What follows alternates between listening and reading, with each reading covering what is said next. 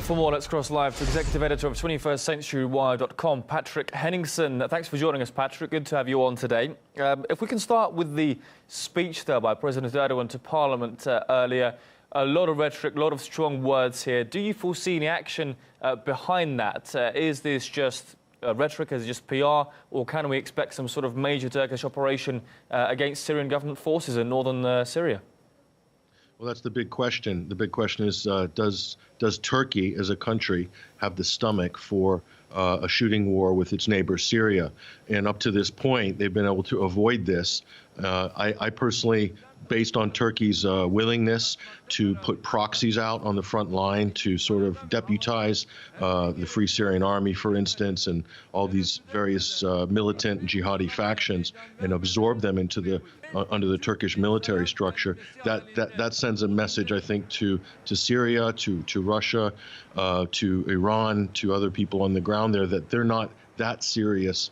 They don't have the stomach for Turkish body bags to pile up, because at that point it's going to become very unpopular, this conflict. Erdogan's been able to side-skirt that up to this point. And now, because the jihadist factions are not performing on the ground very well, Turkish soldiers are having to actually be on the front lines for the first time against facing Syrian Arab army forces, for instance. So it's not a sustainable position for Turkey, and also because they don't have any access to the airspace over Idlib. Russia and Syria are in control of this airspace, and I don't see Turkey challenging them on that. If they do, then we have the potential for an escalation of fighting and tension that could expand beyond even Syria. Yeah, we'll come back to that shortly. But these recent events, they began with Russia, that Turkey accusing each other of violating de-escalation agreements. Have all the sides been upholding their ends of those agreements?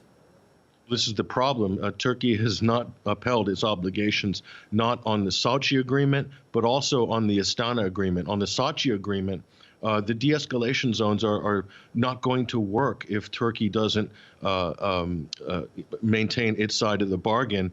And in order to separate the militants supposedly from the regular moderate rebels, we know in reality that there is no difference really between those two. So that part of the agreement is neither here nor there. But because of this, there's no way to have de-escalation zones. So Turkey's failed on that, and that's the Sochi agreement. On the Astana agreement, if you remember back in the fall of 2018, there were a number of things agreed, and one of the key things was that Turkey would assist in the liberation of the international road, the Damascus to Aleppo road, or the M5 highway. Turkey has never done that, and if you notice, now that Syria is making concerted moves to liberate the M5, now Turkey is moving and creating all sorts of obstacles and situations that are impeding that from happening. So that does indicate that the reason none of these agreements are working is because actually Turkey appears to be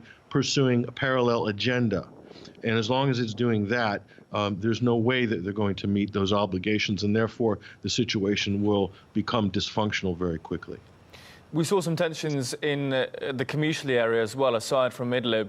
It seems that US troops had some sort of clash, some sort of altercation at a checkpoint there with local militias. There was blows, there was bullets traded. What could that mean, and what does this say about how locals are responding to the US presence on the ground in Syria? This is hugely dangerous. This is hugely dangerous because we know how the United States, how Washington will react if anything happens, or if so much as an abrasion or a scratch appears on one of their soldiers, even if they are occupying or operating illegally against international law in a country like Syria. So this is extremely dangerous from that point of view if something happens. So Syria is very aware of this. They're playing the long game. Damascus, Moscow are certainly playing the long game in this respect. They're tolerating the U.S. presence in Syria. They have done from the beginning. But the priority for Damascus is Idlib. And after that, it will be Afrin. And when those two areas, eventually they will be liberated, they will be cleared up. but it might not be immediately. But eventually they will, because it's not a sustainable position for Turkey. As soon as that happens, then the United States is completely out of sorts. There's no way they'll be able to maintain their current position because they don't have any other leverage in other parts of the country. And that's always been the success of the West and its coalition. It includes Turkey, Israel, the Gulf states, the U.S., Britain, France, everybody who's been involved, ISIS, in destabilizing Syria, is that they had multiple fronts going simultaneously. And that allowed them to sort of leverage and force Syria to allocate, in some cases in desperation, forces and troops and assets, resources in places where it was inconvenient. And this is why we're 8 years down the road now. And we're still haven't reached the end of this conflict because of that very reason. Syria is being hit from multiple angles. It has from the beginning since 2011. This continues today, although they're very close to liberating Idlib. When that happens, then there's the situation in northeastern Syria for the U.S. and for Turkey as well becomes very, very difficult to maintain. Yeah, very much a powder keg, that area, isn't it? A focus of interest from multiple sides that have an interest in Syria. Patrick Henningsen there, executive editor of 21stCenturyWire.com.